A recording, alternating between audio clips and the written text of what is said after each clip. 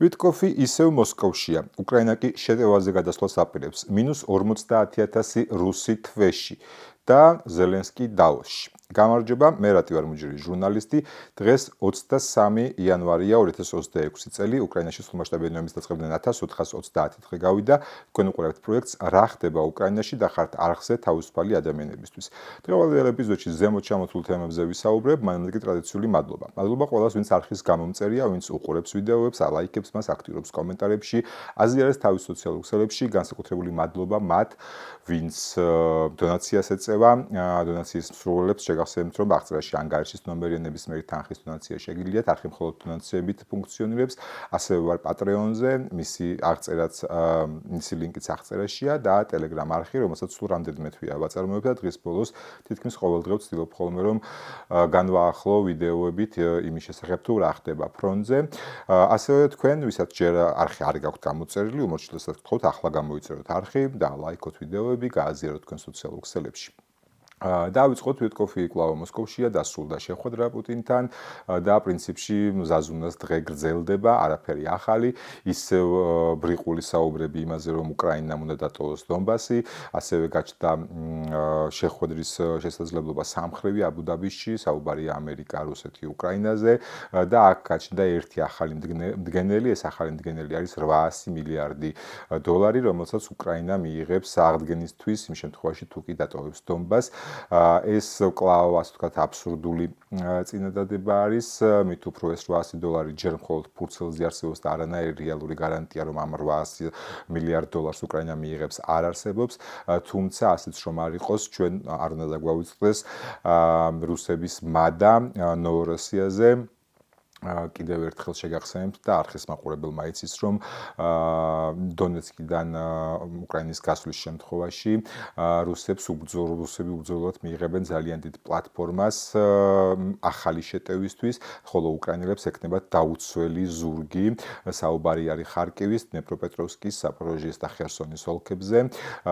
აი ასე გამოიყურება ნოვოროსიის რუკა და როგორც თქვენ ხედავთ, ეს ნამდვილად არ არის მხოლოდ დონეცკი, ლუჰანსკი ზაპოროჟიის და ხერსონის ოლქები, ეს პრაქტიკულად მთელი მარცხენა სანაპიროა მდინარე დნეპრისა და ამაზე რუსები პრაქტიკულად ღიად ლაპარაკობენ. უბრალოდ თავარი არის ის, რამდენად უნდა მსოფლიოს დაიჯეროს და ამ შემთხვევაში, როდესაც ვსაუბრობთ მსოფლიოს, პირველ რიგში ცხადია გულისხმობთ ტრამპს, რადგან ტრამპი არის მოწინებული მშვიდობა მიიღოს ნებისმიერ ფასად და ასეთი შთაბეჭდილება რჩება, რომ ის რაღაცნაირად არც კი იყურება მომავალში და არც კი უნდა იმის დაშვება, რომ დონეცკიდან უკრაინული ძალების გასვლის შემთხვევაში რამხელა პლატფორმა გაეხსნება პუტინს. შესაძლოა პუტინმა თავი შეიკავოს ტრამპის პრეზიდენტობის ვადაში, ძალა მოიკრიბოს და შემდეგ გააგრძელოს შეტევა. ჩვენ ვიცით, რომ ამ ომის წამოწყების მიზანი არ ყოფილა არც დონეცკის ოლქი, არც ლუჰანსკის ოლქი და საერთოდ არც არანაირი ნოვოროსია. პირიქით,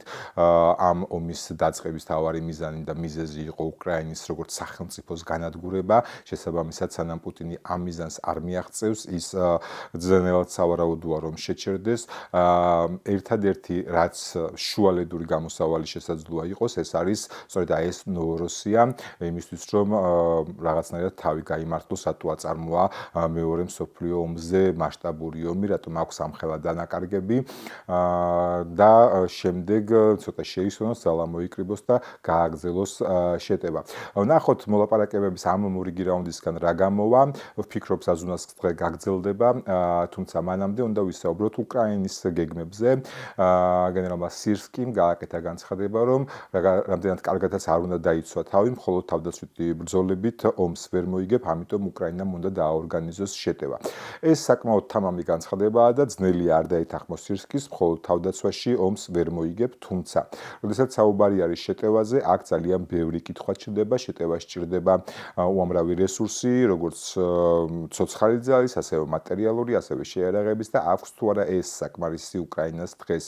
ჩვენ ვიცით, რომ უკრაინას ბოლო წელიწადზე მეტია, წელიწად ნახევარია სერიოზული დეფიციტი აქვს პირადი შემადგენლობის.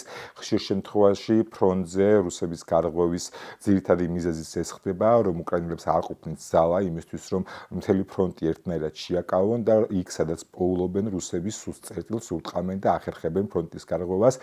შესაბამისად თამამის საუბრები იმაზე, რომ შეტევა არის აუცილებელი, ნამდვილად კარგია, მინდა მჯეროდეს, რომ არსებობს გეგმებიც უკაცრავად, თუმცა რამდენად აქვს ამის რესურსი ახლა უკრაინას, საკმაოდ რთული სათქმელია, არანაირი მონაცემები, რომელიც მოდის, არ მიუთითებს იმაზე, რომ ახლა უკრაინა იმ მდგომარეობაში, რომ შეძლოს შეტევითი ოპერაციები და არ უნდა აიწიოს ჩემი აზრით ფონი იმ დონეზე, რა დონეზეც თუნდაც იყო ომის დასაწყისში. თქვენ გემახსოვრებათ, პირველი ორი წარმატებული კონჩეტების შემდეგ, როდესაც უკრაინელებმა შეძლეს და კიევის, ჩერნიხივის, სუმის, ხარკივის ოლქების დეოკუპაციას შემდეგ უკვე ხარკივის ასევე დარჩენილი ნაწილის, ზაპოროჟიეს და ხერსონის, თვითონ ქალაქ ხერსონის, აი ამ ორი კონჩეტების შემდეგ იყო ძალიან დიდი მოლოდინი კიდევ ერთი ახალი კონჩეტევის, თუმცა ეს კონჩეტევა ჩავარდა მეტწილად იმდენად, რამდენადაც უკრაინამ ვერ მიიღო დროულად დასავლური დახმარება.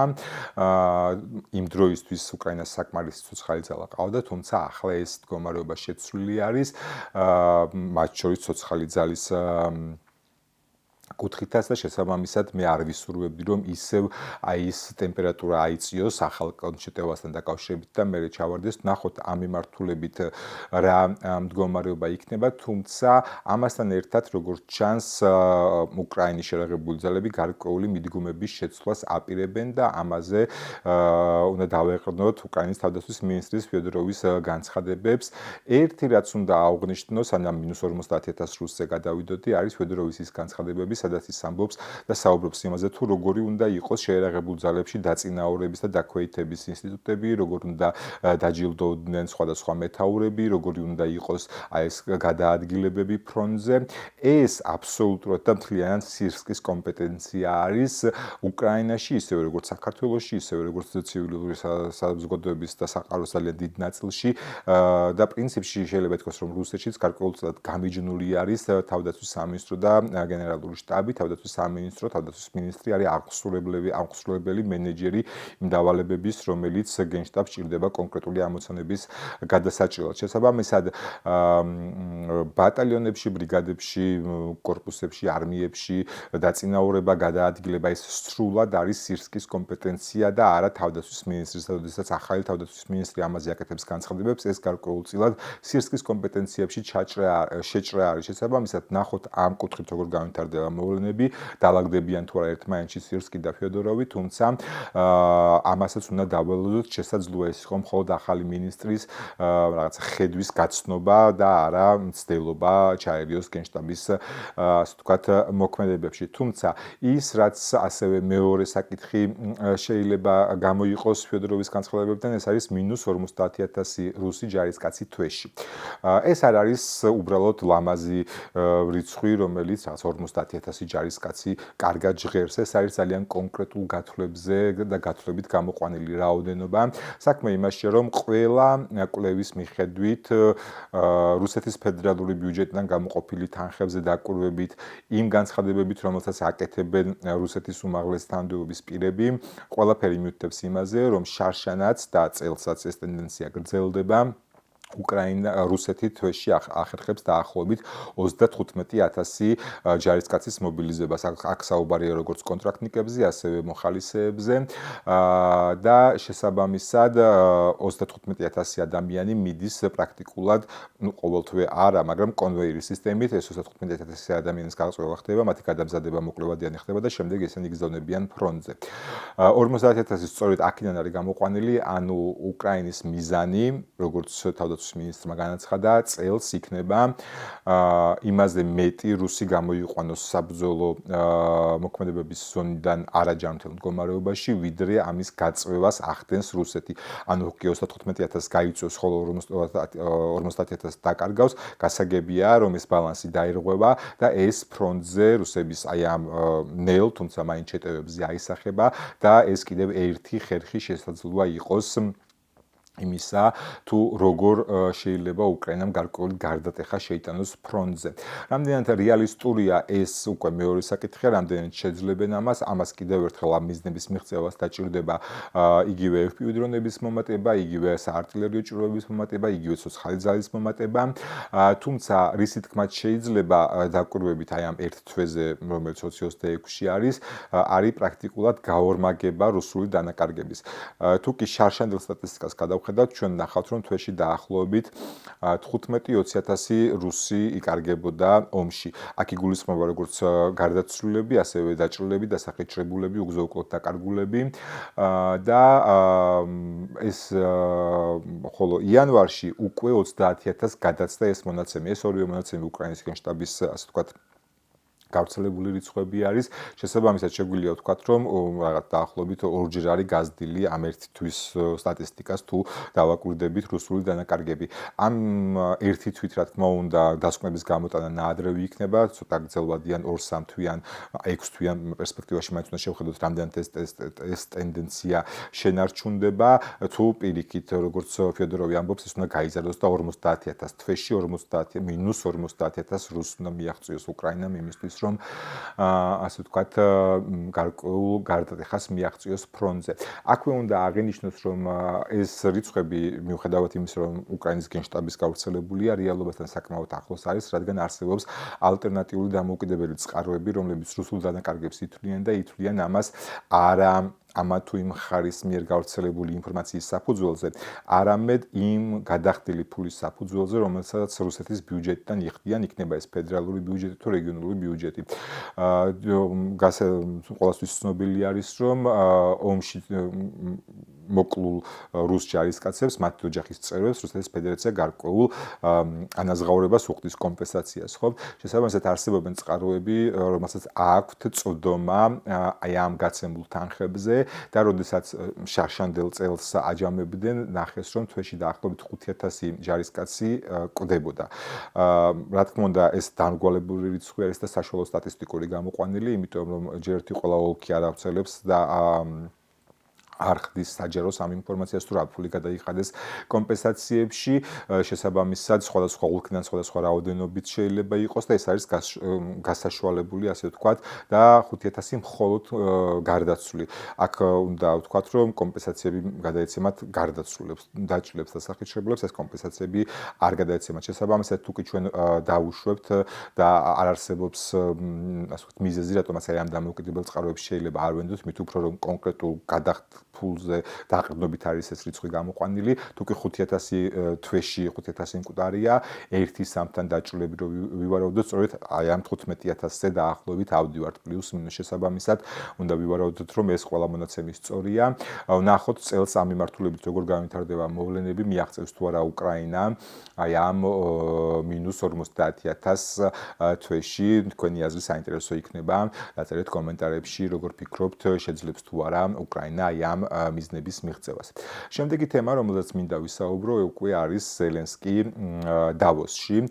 ის კვლავ გამოირჩა, ასე ვთქვათ, ევროპის კრიტიკით, რომ ევროპას სჭირდება გამოფხიზლება, რომ მათ თავის დაცვა უნდა შეძლონ, თუმცა მე სუბიექტური აღქმით დამჩაშთაბეჭდილება, რომ ის არ იყო ბოლომდე სამართლიანი ევროპასთან მიმართებაში და უფრო მეტად კოჭის გაგორება იყო ტრამპის პოლიტიკისთვის, ვიდრე ის, რაც ევროპას რეალურად ეკუთვნის.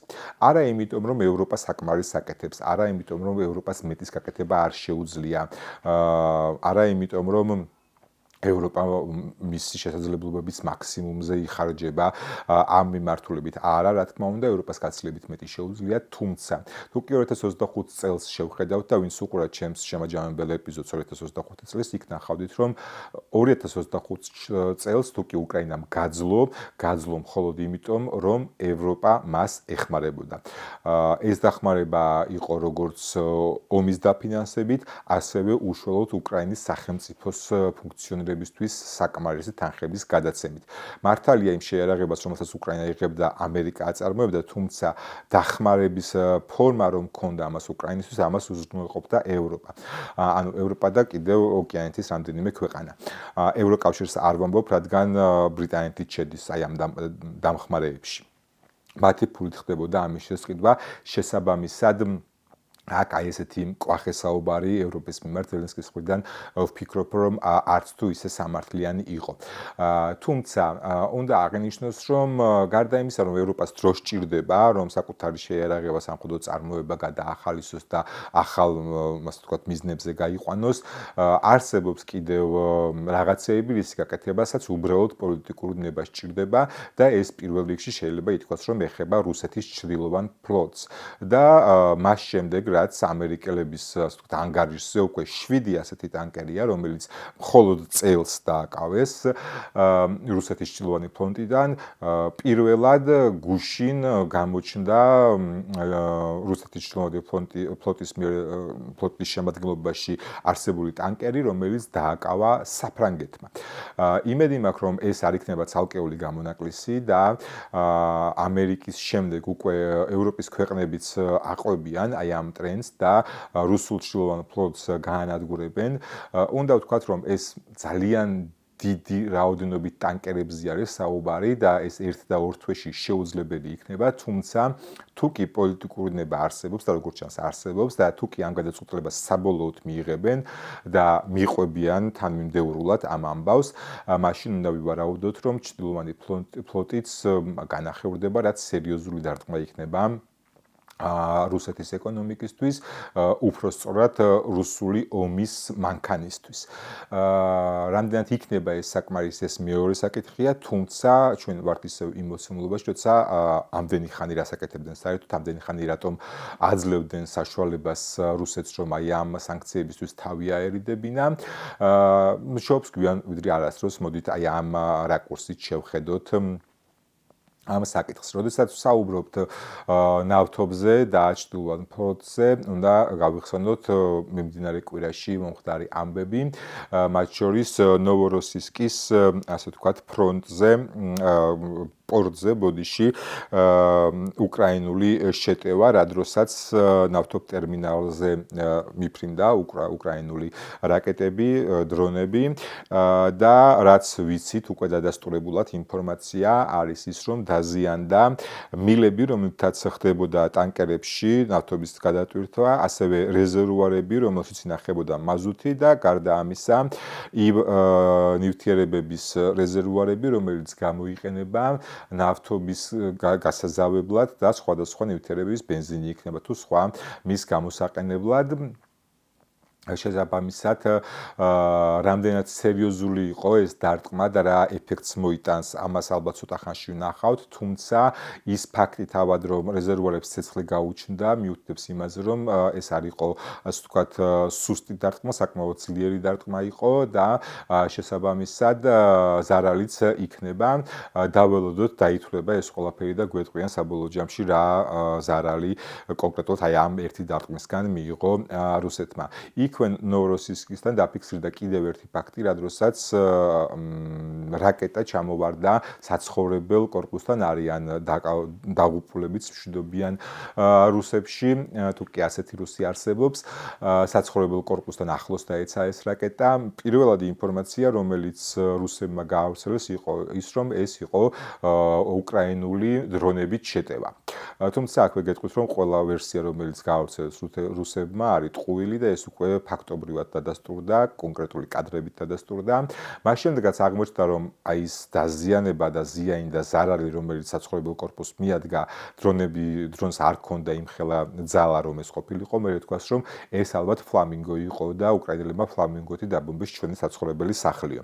თუმცა შემდეგ უკვე გავრცელდა კადრები, საიდანაც ჩანს, რომ სწორედ რუსული ჰაერსაწინააღმდეგო საზენიტო დანადგარიდან S-300-დან S-400-დან ნასროვის საზენიტო რაკეტა დაკარგა კონტროლი და დაეცა პირდაპირ საცხოვრებელ კორპუსს. ასე რომ ყველა ის ტყუილი, რომელიც რუსებმა გაავრცელეს, აი ამ კონკრეტულ ფაქტთან დაკავშირებით გამოაშკარავდა და გახდა ნათელი, რომ რუსეთის საზენიტო რაკეტით მოკვდნენ დანარჩენი რუსებიც. ასე რომ აი ეს მშვიდობიანი რუსები, რომელიც ცხოვრობენ რუსეთში, ფრთხილად უნდა იყვნენ საკუთარი რაკეტებითვე არ შეეწირონ ომს, რომელიც პუტინმა უკრაინაში დაიწყო. და რაც შეეხება რუსულ პროპაგანდას და ინფორმაციების დამალვას, ახლა 4 წლის შემდეგ რუსებს მოუწიათ ეღიარებინათ, რომ კრეისერი მოსკვა ჩაძირეს უკრაინელებმა. დიახ, ესე იგი მოსკოვში დასავლეთ ოლქის მეორე სამხედრო სასამართლოში დასრულდა პროცესი, სადაც დაადგინეს, რომ აი ამ ჩაძირვის შედეგად დაიღუპა 20 სამხედრო, დაშავდა 24, ხოლო 8 ითვლება უგზო-უკვლოდ დაკარგულად და აი ამ დანაშაულში ბრალი დასდეს და უვადო პატიმრობა შეუფარდეს უკრაინის სამხედრო საზღვაო ძალების სამხედროს ანდრეი შუბინს. აი ასე.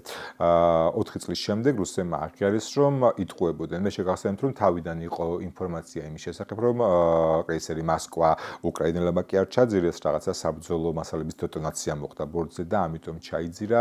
მსხვერპლსაც უარყოფდნენ. მე ამ მსხვერპლზე უკვე იძულებულები გახდნენ, რომ ეთქვათ, თუმცა აწვებოდნენ იმას, რომ უკრაინელებმა ვერ ჩაძირეს, არამედ თავისით ჩაიძირა. ეს რაღაცნაირად ასე ვთქვათ, გაправება იყო რუსეთუმეებისთვის, რომ რუსეთი ისეთი ძლევამოსილია და მოსკვა ისეთი მაგარი იყო, რომ უკრაინელები ამას ვერ ჩაძირავდნენ და თვითონ რუსების ხარვეზით ჩაიძირა და ვისაც უნდოდა რომ თავი მოეტყუებინა, მაშინ თავი მოიტყუა და მე იმ თავით ვფიქრობდი, რომ საკმაოდ აბსურდული იყო ეს ამბავი და დარწმუნებული ვიყავი, რომ უკრაინელების ჩატარებული ოპერაცია იყო და ახლა უკვე თვითონ რუსებმაც აღიარეს ეს ამბავი და პრაქტიკულად მათ, ვისაც რუსული ტყურის დაჯერება უყვართ ხოლმე, უთხრეს, რომ აი მაშინ გატყუებდით და სინამდვილეში უკრაინელებმა ჩაგვიძირეს მოსკვა. ახლა უკვე ნელ-ნელა გადავიდეთ ფრონტზე და იქ არსებულ მდგომარეობაზე, თუმცა მანამდე შეგახსენებთ, რომ ვისაც არხი ჯერ არ გაქვთ გამოწერილი, ძალიან გთხოვთ ახლა გამოიწერეთ არხი. თუ კი ვიდეოს უყურებთ და ჯერ არ დაგილაიქებიათ, დაალაიქეთ ვიდეო, იაქტიურეთ კომენტარებში, გააზიარეთ ეს ვიდეო თქვენ სოციალურ ქსელში, რომ უფრო მეტ აუდიტორიასთან მივიდეს.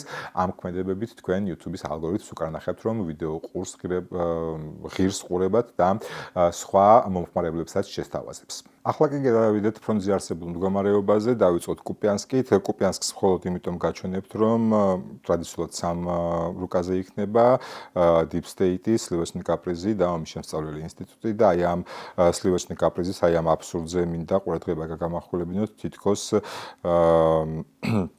აღმოსავლეთიდან კუპიანსკს რამე ემუქრება, აი ამ წამონაზარზე თქვენ ხედავთ, რომ ჯერ კიდევ 10 დღის წინ დაახლოებით რუსები აჩვენებდნენ, რომ აქ შეტევაზე იყვნენ გადმოსულები, თუმცა დღევანდელი მონაცემებით გაჩნდა უკრაინული დროშები შესაბამის მონიშნულებზე, ასე რომ აი ეს გარღვევა, რომელსაც სლივოჩნი კაპრიზი აჩვენებს კუპიანსკის აღმოსავლეთიდან, რეალურად არ არსებობს.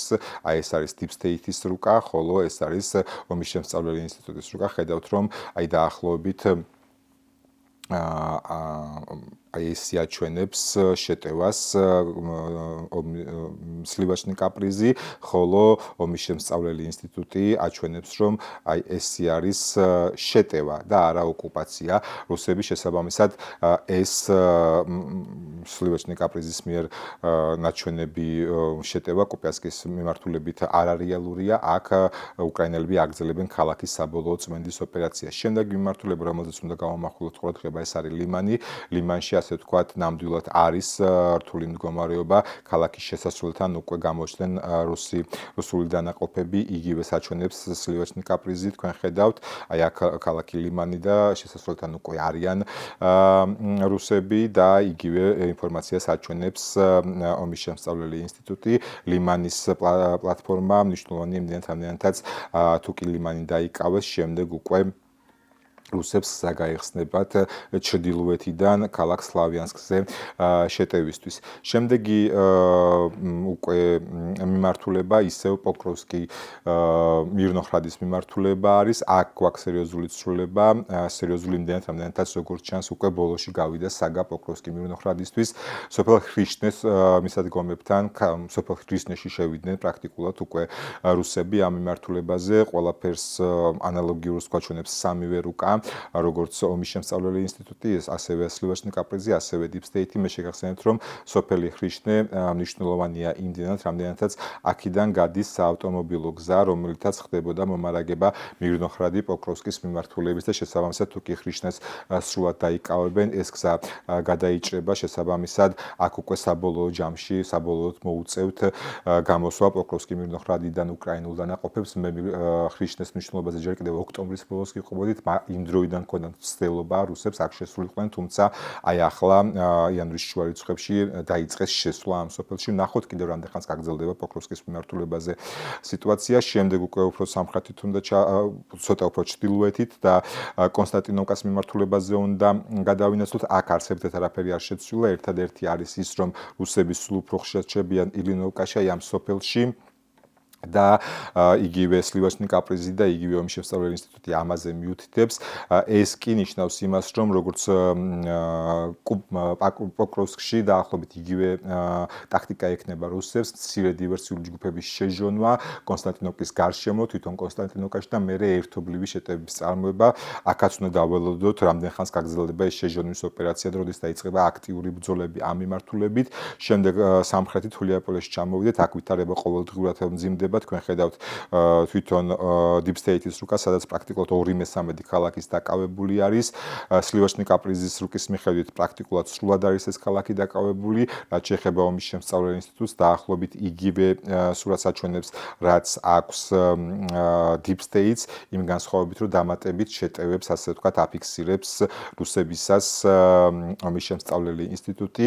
აქ ჰულიაპოლე იმდენად არის მნიშვნელოვანი, რამდენადაც შემდეგ უკვე ორიხივისკენ იხსნება გზა, ხოლო ორიხივი უკვე მნიშვნელოვანი არის ზაპოროჟიეს მიმართულებით პლატფორმაზე, საუბარი არის აი აქ ორიხივზე და გადავიდეთ სწორედ ზაპოროჟიეს მიმართულებაზე. მე გახსოვთ გიყვებოდით, რომ აქ ამ მიმართულებით სავარაუდოდ რუსები მდინარის ფონზე ეცდებოდნენ შეტევის განვითარებას და არა პირდაპირ, ასე ვთქვათ, ზაპოროჟიეს მიმართულებაზე. აი საუბარია ამ მდინარეზე და აი აქ ჩვენ გვაჩვენებს რუსების გადაადგილება, რომ სწორედ პირველ ეტაპზე ეცდებიან აი ამ პლატფორმის დაკავებას მდინარის გასწვრივ ქალაქ ორიხივის ჩათვლით და შემდეგ უკვე ცენტრალური მაგისტრალით, რომელიც მიდის უკვე ქალაქ ზაპოროჟიაში, ასე შეტევის წარმოებას ზაპოროჟიაზე და აი ამ გადაადგილებას ადასტურებს პრინციპში თავად სლივაშნი კაპრიზის რუკას. ხედავთ, რომ აი აქ მისული რუსები არ გააგრძელეს გზა ზაპოროჟიისკენ, არამედ შედარებით აღმოსავლეთით, ჩრდილო-აღმოსავლეთით ცდილობენ გზის გაკვალვას და იგივე ტენდენციას აჩვენებს ომის შემსწავლელი ინსტიტუტის რუკა. ხედავთ, რომ აი აქ მდინარის ფორსირების მცდელობა არ არის ზაპოროჟიეს მიმართულებაზე, არამედ ორიხივისკენ და აი ამ მდინარის კალაპოტის მიყვება შეტევები. მოკლედ ესეთი იყო ვითარება ფრონტზე. ფრონტზე დიდწილად ისევ არაფერი არ იცვლება.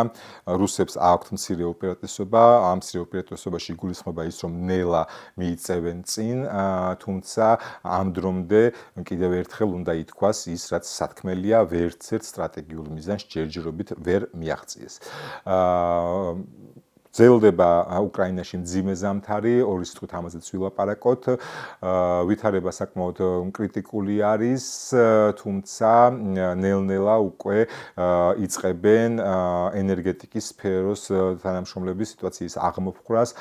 მიუხედავად ამისა, ვითარება კვლავ რთულია და თუ რამდენად მძიმეა ვითარება, ამაზე ჩემს წინა ეპიზოდში სტუმარიც ყავდა კიევიდან ჩართული, მან პირადად გაგვიზიარა თავისი გამოსვლა და ვისაც გაინტერესებს, შეგიძლიათ პლეილისტიდან გადახვიდეთ და ნახოთ ის თუ რა ხდება ახლა კიევში, ბევრად მდგომარეობა არ შეცვლა. დღეისთვის ეს იყო ძალიან დიდი მადლობა ყველას, ვინც ბოლომდე უყურა ეპიზოდს. შეგახსენებთ, რომ თუ კი არხი ჯერ არ გაქვთ გამოწერილი, ახლა გთხოვთ გამოიწეროთ არხი და ლაიქოთ ვიდეო, გაზიაროთ თქვენ სოციალურ ქსელებში. განსაკუთრებული მადლობა ყველას, ვინც დონაციით არის დაკავებული, ვისაც დონაციის სრული გაქვთ, შეგიძლიათ აღწერაში ანგარიშის ნომერია. ვისაც ჯერ არხი არ გაქვთ გამოწერილი, ასეთ ჩემ გიძლიათ დამეხმაროთ არხის განვითარებაში, გამოიწერეთ არხი და ლაიქეთ ვიდეო, გააზიარეთ ის თქვენ სოციალურ ქსელებში. შეგახსენებთ Telegram არხის შესახებაც, რომელიც ლინკიც ასევე აღწერაშია. იქ გვიან საღამოს თითქმის ყოველ დღე, რაღაცა პერიოდულობით რადგან მარტო მუშაობ და ყოველდღე ვერ ვახერხებ, ვაახლებ ხოლმე გარკვეულ ვიდეოებს, ახალ ვიდეოებს ფრონტიდან, რომელიც ხშირ შემთხვევაში საკმაოდ მძიმეა და რომლის ჩვენებასაც YouTube-ზე ვერ ვახერხებ. მოკლედ, დღეისთვის სულ ეს იყო, ძალიან დიდი მადლობა, დროებით ნახვამდის.